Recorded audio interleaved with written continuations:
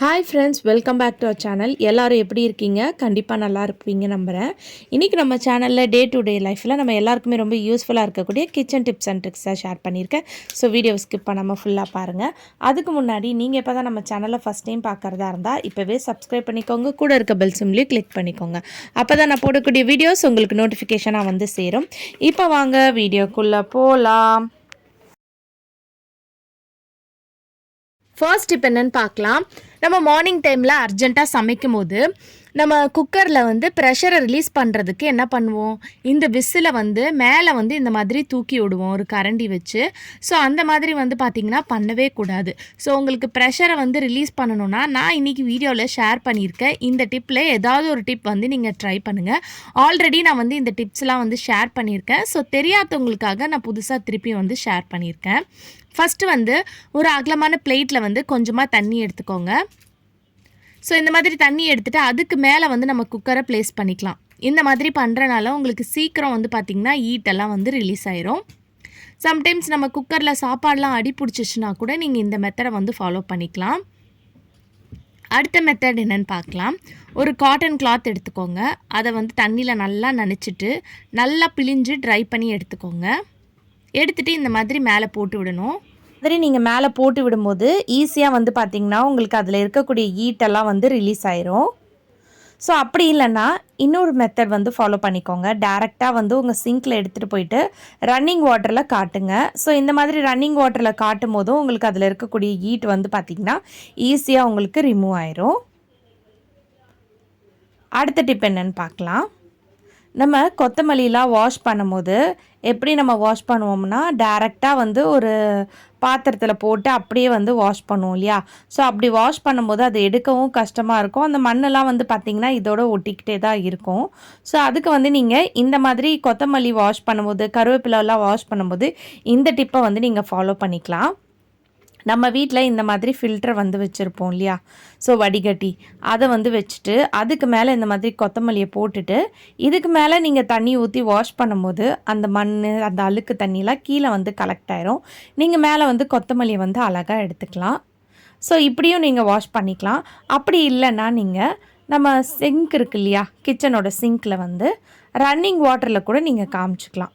Running வாட்டரில் காட்டும் போது இன்னும் ஈஸியாக வந்து பார்த்திங்கன்னா உங்களுக்கு நல்லா அழுக்கெல்லாம் போய் நீட்டாக வந்து பார்த்திங்கன்னா உங்களுக்கு க்ளீன் ஆயிரும். ஸோ இந்த மாதிரி வந்து ரன்னிங் வாட்டரை வந்து காமிச்சிக்கோங்க. இந்த மாதிரி ரன்னிங் வாட்டரை காட்டும் போது ஈஸியாக வந்து பார்த்திங்கன்னா கீழே உங்களுக்கு அந்த தண்ணியெல்லாம் போயிடும். ஸோ நான் எது கீழே பாத்திரம் வச்சு காமிச்சிருக்கேன்னா அதில் இருக்கக்கூடிய அழுக்கெல்லாம் வந்து பார்த்திங்கன்னா கீழே வந்து கலெக்ட் ஆகும். ஸோ அதை காட்டுறதுக்கு தான். இல்லைனா நீங்கள் டேரெக்டாக அப்படியே வச்சு நீங்கள் க்ளீன் பண்ணிக்கலாம்.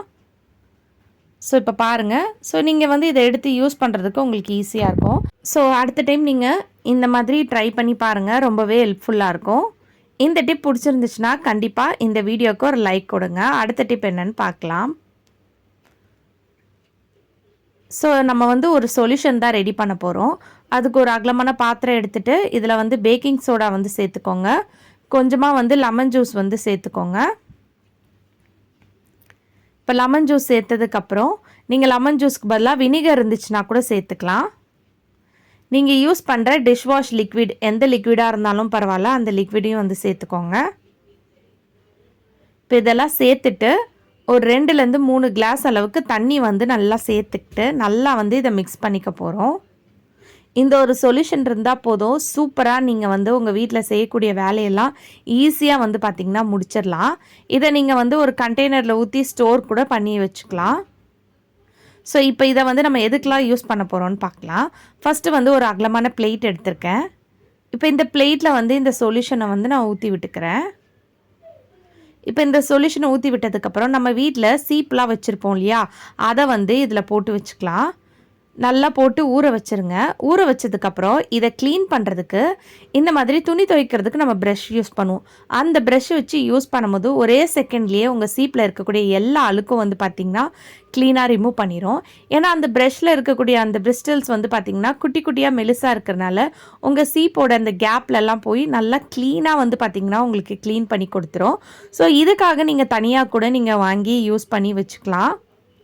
இப்போ பாருங்கள், இந்த சீப்பில் இருந்த அழுக்கு எல்லாமே வந்து பார்த்திங்கன்னா போயிடுச்சு. ஈஸியாக வந்து நீங்கள் க்ளீன் பண்ணி எடுத்துக்கிட்டீங்க. இப்போ திருப்பி இதை வந்து நல்லா ரன்னிங் வாட்டரில் காமிச்சு வாஷ் பண்ணிவிட்டு ட்ரை பண்ணிவிட்டு நீங்கள் அப்புறம் வந்து யூஸ் பண்ணிக்கலாம். ஸோ ஒரே செகண்டில் வந்து பார்த்திங்கன்னா உங்கள் சீப்பை வந்து நீங்கள் ஈஸியாக க்ளீன் பண்ணிடலாம். இதுக்காக நம்ம பழைய த்ரூட் ப்ரஷ்லாம் வச்சு க்ளீன் பண்ணணுன்ற அவசியமே இல்லை. இந்த மெத்தடை ஃபாலோ பண்ணிங்கன்னா அழகாக வந்து பார்த்திங்கன்னா உங்கள் சீப்பில் வந்து இருக்கிற அழுக்கெல்லாம் ரிமூவ் பண்ணிடலாம். ட்ரை பண்ணி பாருங்கள். அடுத்த டிப்புக்கு ஒரு பவுல் எடுத்திருக்கேன். இப்போ இந்த பவுலில் நம்ம ரெடி பண்ணி வச்சுருக்க இந்த சொல்யூஷனை ஊற்றிக்கலாம். இதில் வந்து நம்ம கேஸ் பர்னரை வந்து போட்டு ஒரு 10 to 15 மினிட்ஸ் நான் ஊற வச்சுருக்கேன். இப்போ உங்களுக்கு பர்னரோட கலரே வந்து சேஞ்ச் ஆகணும்னு நினச்சிங்கன்னா நீங்கள் நைட்டே ஊற வச்சுட்டு அடுத்த நாள் காலையில் எடுத்து நீங்கள் வாஷ் பண்ணிக்கோங்க. எனக்கு பர்னரில் இருக்கக்கூடிய அழுக்கெல்லாம் போகணும்.